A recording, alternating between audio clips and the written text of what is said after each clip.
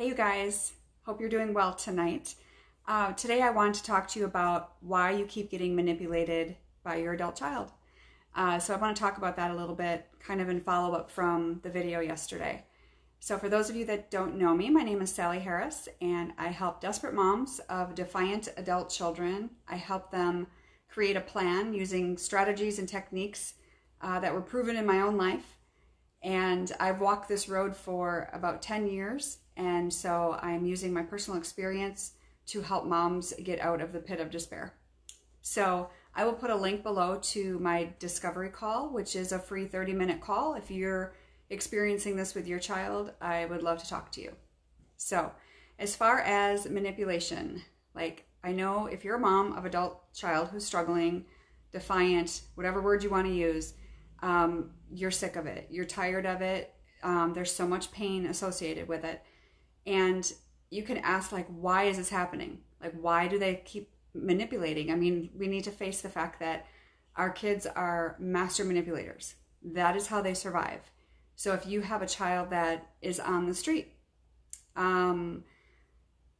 chances are, pretty good chance that they are literally a master manipulator, because how else would they survive?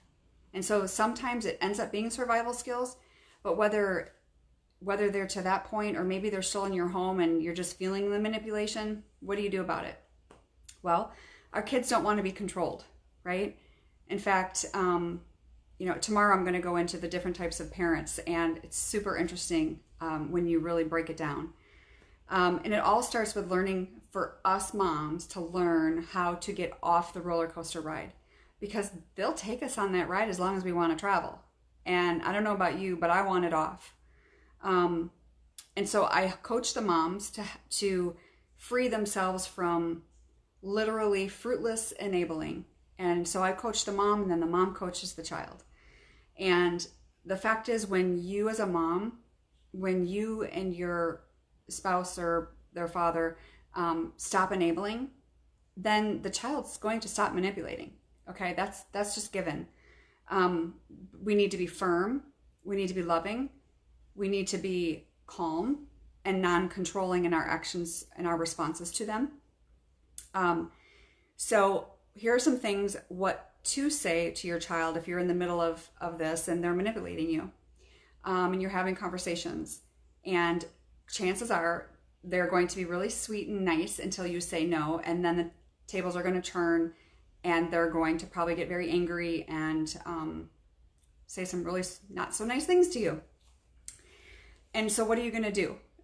Instead of reacting and getting upset and swearing back or whatever it is that you do now, you need to stay calm. You need to say something like, I'm sorry you're struggling. I like this one. You owe it to yourself to be part of your solution. Like, put it back on them. I hear you, but I'm not comfortable doing that. So maybe they're asking you for something and you're not comfortable doing that. Instead of being sucked into that, but prefacing it with, I hear you. Hopefully they will hear that. Eventually they will. This isn't going to be an overnight fix, but they will eventually understand where you're coming from. But you have to be consistent, and that's the hard part for a mom. So, and I like this one. So maybe they're asking you for money. Say, my money has nothing to do whether or not it is best to give it to you. Like, you work hard for your money, and you shouldn't have to just hand that over because you're feeling manipulated by your own child. So here's what I mean by setting effective boundaries, the problematic boundaries. So like, if these are the types of things that you're saying to your child during these types of conversations with them, if you're saying things like, okay, just this one time, or you're right, it's my fault, I'm sorry. Like, we take on the blame, whether it's our fault or not. So many times when we could have nothing to do with the situation, we take responsibility on because we're feeling so hurt by the way they're treating us. Or, I'll loan this to you, but I really hope you pay me back this time. And the big one for me, and I think I recall saying this several times, is, why do you hate me so much? And I think it's because we're dying for answers. we're thinking back and we're picturing this younger version of this child and trying to understand how the heck we got here. And so you just want to grasp the answers out of them, be like, why do you hate me so much? Why are you doing this? You just want all the why. You want all the answers to your questions. And unfortunately, you're not going to get them that day, right? Eventually, I pray that it does come out for you, but it's a road, and sometimes it's a short road, and I pray that's your case, and sometimes it's a really long road. But in the meantime, while you're traveling that road, you really need to not have those types of responses, because I think we can all relate as moms that we've done some of that. Let's see. I love this saying too. Rescuing a child from a lifestyle of misguided blame and intentional self-sabotage is impossible for any parent.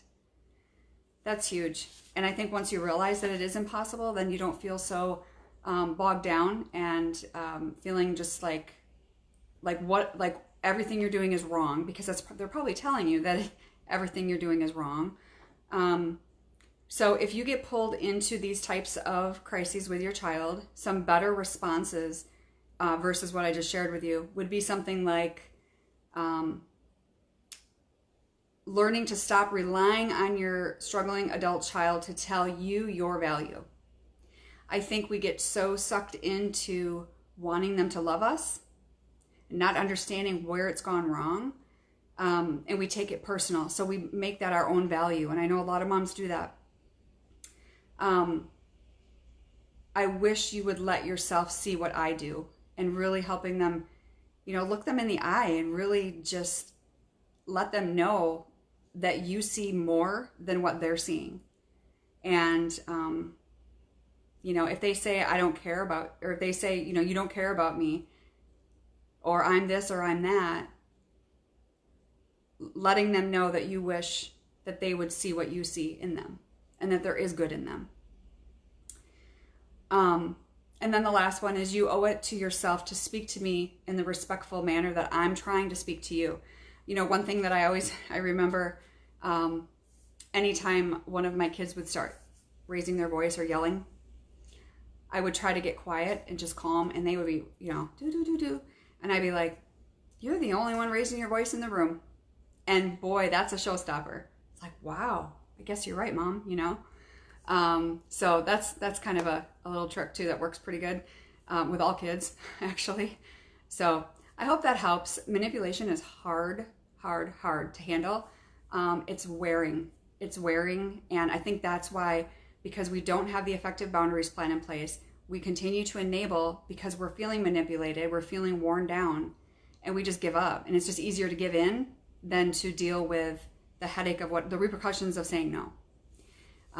But again, we're teaching them how to treat us. And so I just encourage you to dig a little deeper with that.